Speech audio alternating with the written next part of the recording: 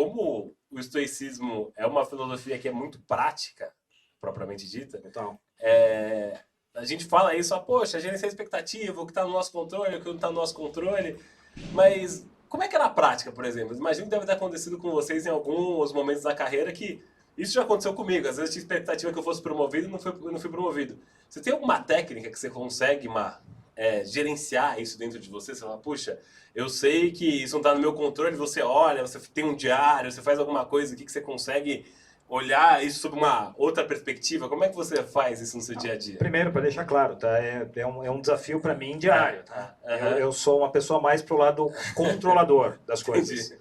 Então, todo esse negócio de estoicismo e etc. me ajuda a reduzir isso, mas não elimina completamente. Entendi. Então, esse continua sendo um grande desafio. Aham.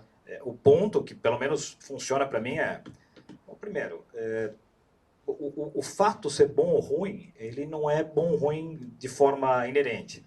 Ele tem a ver com a opinião que você gera sobre o fato. Então, assim, o ponto será que você consegue, entre o que acontece e a sua resposta, criar um espaço onde você possa parar, olhar com um pouco mais de frieza, ser menos reativo e observar se tem algo bom para ser extraído dali versus só a sua expectativa? Uhum. Então, quando você cria esse espaço versus ficar reagindo, as chances de você transformar isso em algo positivo, como o Bruno falou, são muito maiores. Uhum. Então, esse é o primeiro exercício que vale a pena ser feito, que cara, não é só reagir. É parar e a sua visão vai determinar se aquilo é bom ou ruim, não o fato em si. Sim, sim. Até contando, poxa, eu tava na reestreia do podcast hoje. Então, Sim. eu tava um pouco nervoso. Poxa, eu vou trazer 2 pessoas de peso aqui pra entrevistar. Fazia tempo que eu não... Eu falei, meu, será que eu sei ainda fazer podcast e tudo? E aí eu lembro eu li o Meditações do Marco Aurélio. E aí tem uma dica lá que ele dá, que é muito interessante, que é você olhar algum tema sem você colocar o seu viés de pensamento. Então, poxa, eu estou nervoso para fazer o podcast. Eu fiz, poxa, o nervoso é um viés meu de pensamento. Eu fiz, se eu olhar sobre uma perspectiva... E ele fala até isso em Meditações. Coloca como se fosse uma terceira pessoa. O Leonardo vai fazer o podcast hoje. Então, quando eu olhei sobre perspectiva, eu fiquei muito mais calmo. Eu fiz, poxa... Cara, eu tô ficando nervoso, isso está sob meu controle. Eu consigo olhar para isso de uma outra maneira e aplicar isso no meu dia a dia e me acalmar. Excelente exemplo. Quer ver uma outra técnica, uma outra forma? Não é uma técnica, mas é uma perspectiva de ver as coisas. Sim, a gente dá muito valor para as coisas que acontecem com a gente. E são coisas que daqui a um mês, daqui a uma semana, não vão existir, a gente vai esquecer. Se você olha a nossa própria existência, se tudo der certo, se a gente tiver muita sorte, a gente vai ficar o quê na Terra? 100 anos? Numa Terra que tem... De maneira útil, menos ainda. Menos. 4 bilhões... A Terra tem o quê? E aí o Gabi pode ajudar a gente a pesquisar isso aí no real time. 4 bilhões e meio de anos. Você vai estar lá 100 anos, se tudo der certo.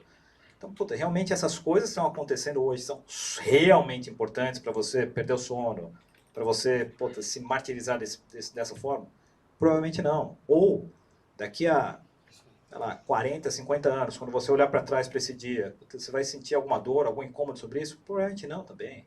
Então é melhor seguir o jogo e não se importar tanto com o que as outras pessoas estão olhando, estão pensando ou estão julgando de alguma forma. É uma questão de perspectiva. Imagina um pouco o que aconteceu contigo agora. Você estava nervoso e tal. Ao mesmo tempo que você estava nervoso, é alguma coisa que você busca para sua vida. Exatamente. Você não ia estar fazendo isso aqui se você não gostasse, né? Se você não buscasse isso...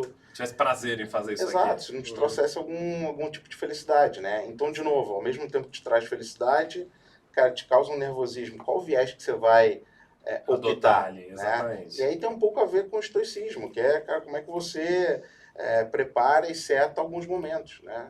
Por exemplo, felicidade, de acordo com o estoicismo, é uma escolha de vida. Exatamente. E se a gente para analisar friamente, também a gente vai falar de racionalidade, vamos falar de memento mori, que é um pouco dessa finitez de tempo, mas se você para pensar, realmente, você faz escolhas na sua vida.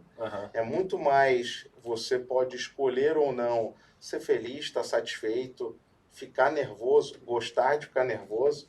A gente está aqui num programa ao vivo, que, bem ou mal, traz um certo risco. Sim, ao mesmo tempo, é gostoso esse friozinho na barriga, né? Então, assim, você escolhe esses momentos.